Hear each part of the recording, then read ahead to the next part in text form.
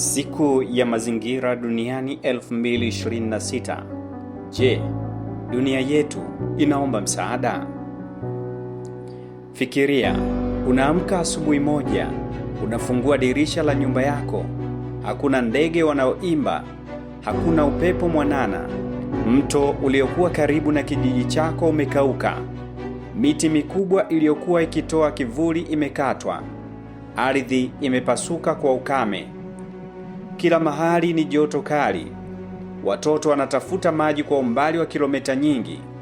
Je, ungejisikiaje? Hii si hadithi ya kutungwa. Hii ni taswira ya dunia ambayo inaweza kutokea ikiwa tutaendelea kupuuza mazingira yetu. Karibu katika makala maalum ya kuadhimisha siku ya mazingira duniani inayoadhimishwa kila mwaka tarehe 5 Juni.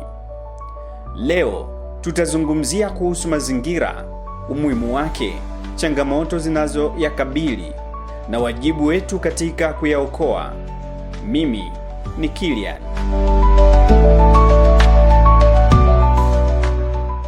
Mazingira ni nini? Kwa lugha rahisi, mazingira ni kila kitu kinachotuzunguka.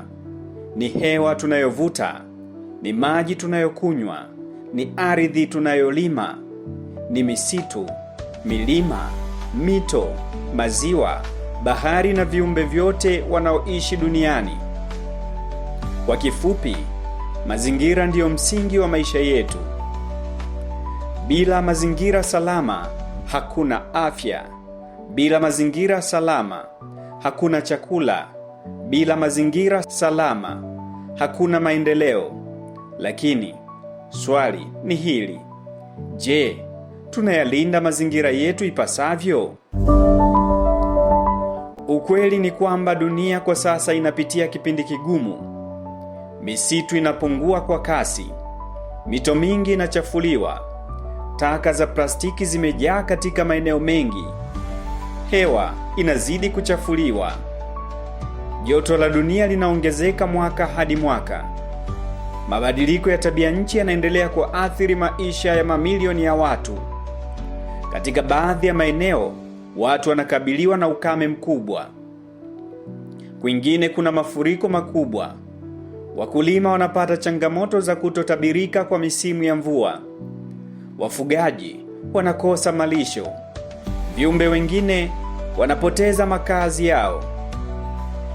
Na wakati mwingine tunafikiri matatizo haya yanatokea mbali na sisi.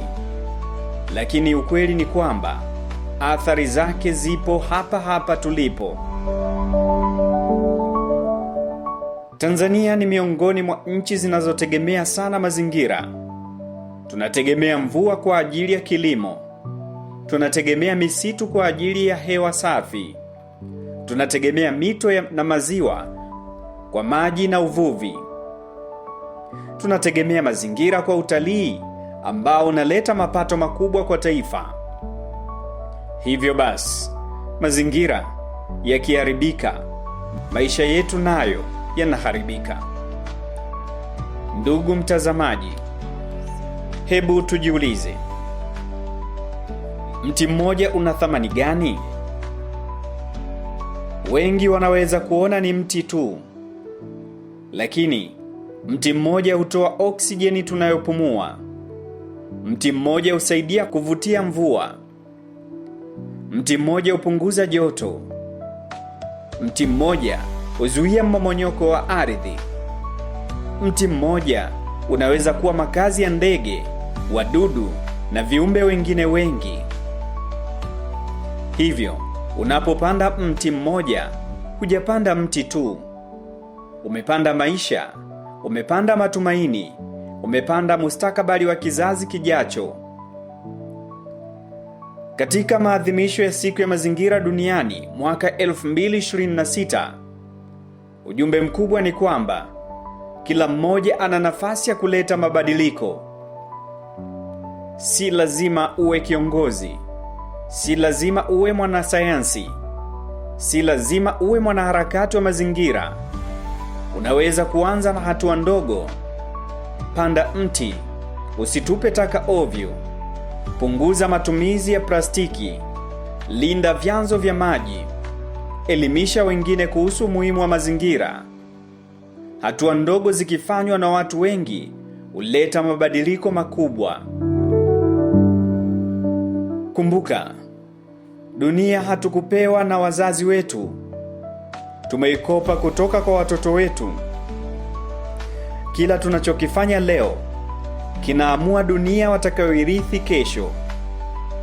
Je, watarithi dunia yenye misitu au jangwa? Je, watarithi mito safi au maji machafu? Je, watarithi mazingira ya afya au mazingira ya hatari?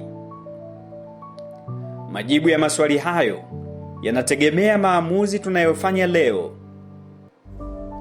Katika siku hii ya mazingira duniani, tuwe sehemu ya suluhisho, tusiwe sehemu ya tatizo.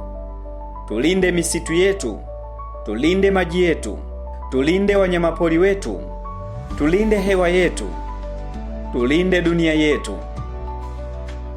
Kwa sababu mazingira si urithi kutoka kwa waliotutangulia pekee. Ni zawadi tunayotakiwa kuikabidhi kwa usalama wa vizazi vijavyo. Mimi ni Kilian Jonas. Asante kwa kutazama makala hii. Na kumbuka, ukilinda mazingira, unalinda maisha. Ukiharibu mazingira, unaharibu maisha. Kama ilivyo kauli mbiu ya mwaka huu isemayo, Dira 2050, tuwajibike kukijanisha Tanzania. Tuchukue hatua leo kwa kesho iliyo bora zaidi. Asanteni sana. Mazingira ni uhai. Tulinde leo kwa kesho bora.